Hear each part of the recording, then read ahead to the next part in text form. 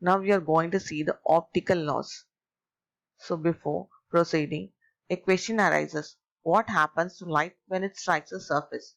Three things can happen, either absorption, reflection or refraction. So let us see what is the basic optic laws. So one term, a new term known as the refractive index. So what is refractive index of medium? That is equal to velocity of light in vacuum denoted by C to the velocity of light in the medium, that is denoted by V. So refractive index is denoted by mu or n. This value is 1 for air. Next one thing is reflection and the third is refraction. So what is reflection? It was said by Euclid. Suppose when a light is encountering a flat reflecting surface means the angle of incidence of a ray is equal to the angle of reflection. This is called the law of reflection BC. Suppose when light is meeting an interface, that is between two media, means how it is going to behave. Its behavior depends on the nature of the two mediums involved. So in such environment, light can be absorbed by the new medium or it can be transmitted onward or it may bounce back to the first medium. This bouncing of light at an interface is called reflection we see. Or reflection is defined as a change in the path of light without any change in the medium. So this is your incident ray, this is your reflected ray, this is your normal, this is your interface we see. So when incident ray is reaching the interface, it is struck at the normal. At that time, reflection is taking place. That is the path, this is the path of the light. And here there is a change in path of light. This is called reflection we see. Next is, so when a light is encountering a boundary, so this is your boundary, this is your incident ray. It is reaching the boundary at this point. So this is the boundary separating the two medium. This is one medium, this is yet another different medium. So the light is either reflected or refracted, we can say. This is a refracted ray we say. So Mm. So in here, the light is bent as it enters a second material. This is called refraction. This is your reflected ray we say. The change in the path of light is called reflected ray we say. Then how will you define refraction? The bending of rays at the interface is called refraction we say. So how this is occurring means due to the difference in the speed of light in two different materials. And these two materials will have a different refractive index. As I said already, refractive index is the ratio of velocities. Then this relationship at the interface is called Snell's law we say. So that is n1 sine phi 1 is equal to n2 sine phi 2. This can be written as n1 cos theta 1 is equal to n2 cos theta 2. What is this n1 and n2? It is the refractive index of first and second medium we see. Then what is the psi 1 and psi 2? It is angle between the incident ray and normal to the interface, or it is called the angle of incidence. Phi 2 is called the angle of reflection we see.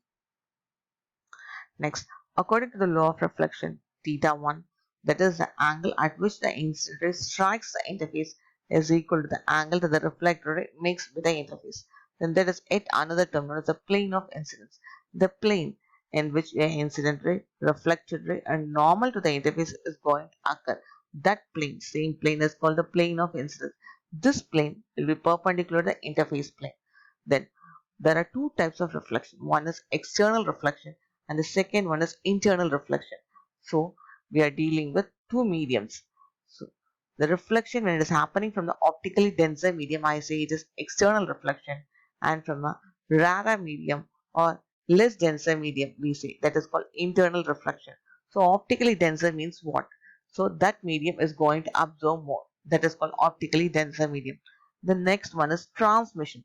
What is transmission? It is a process of transmitting or passing the light we see. Next, in refraction itself, there are two cases.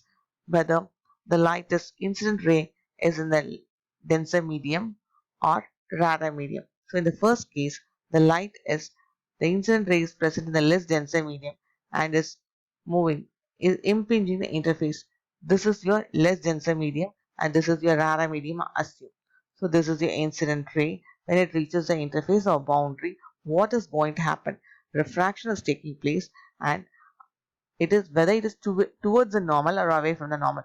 See in here, from less denser medium to rarer medium means refracted ray is towards the normal.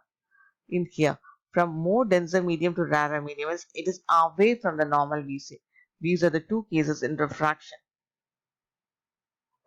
Next, reflection, refraction and total internal reflection. We are going to see about it.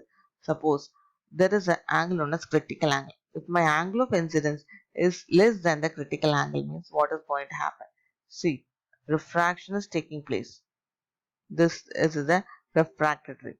Suppose if it is equal to the critical angle means it is traveling along the interface I say, or parallelly it is moving we say. Suppose if I angle of incidence is greater than the critical angle means it is refracted ray I say.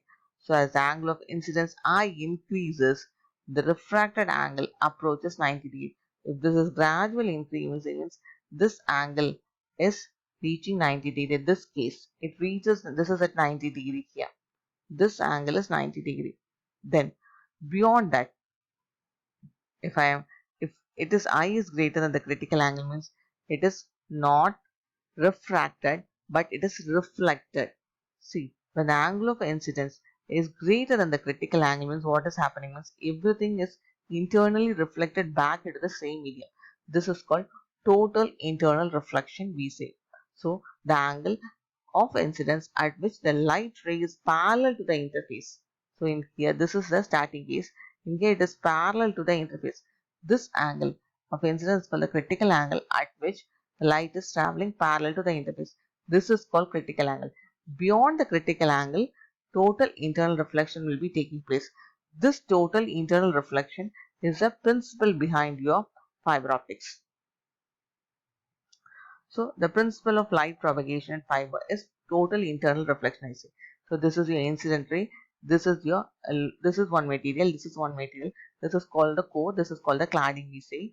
So this is your interface. When it's striking the interface, that too at an angle greater than the critical angle means it will everything is reflected back inside the core itself. So the total internal reflection is taking place. This depends upon this angle. So in here you see, this is your normal, this is your incident ray, this is your reflected ray. When the psi is greater than the critical angles, it is internal reflected. So as it propagates, it has to satisfy this condition. So everything is reflected and the light is propagating along the fiber continuously. Next, polarization. So what is polarization? It is the orientation of electric field component we say.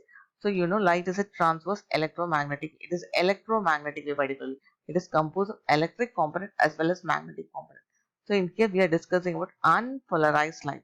So here see this diagram. So this is the unpolarized light. So this is one orientation, this is one orientation, this is yet another orientation.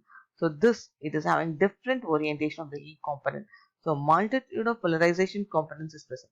So this is the unpolarized light. So if any one of the components, either this or this is your parallel polarization component and this is your perpendicular polarization. Either one is present means I say this is a polarized light. Coming back. So a light wave that contains many EM waves that vibrate in a variety of directions, that is in more than one plane, is called unpolarized light. For example, consider two orthogonal plane polarization components. One is going to lie in the plane of incidence, other is going to the perpendicular to the plane of incidence. Next, Brewster angle. What is Brewster angle? Angle at which reflected light completely has perpendicularly polarized component. So only one polarization component is going to be there, that is perpendicular polarization component is present. So that angle is called Brewster angle BC. So this is your incident ray. It is unpolarized light. This circle denotes the perpendicular polarization. This bidirectional arrow denotes the parallel polarization. Yes.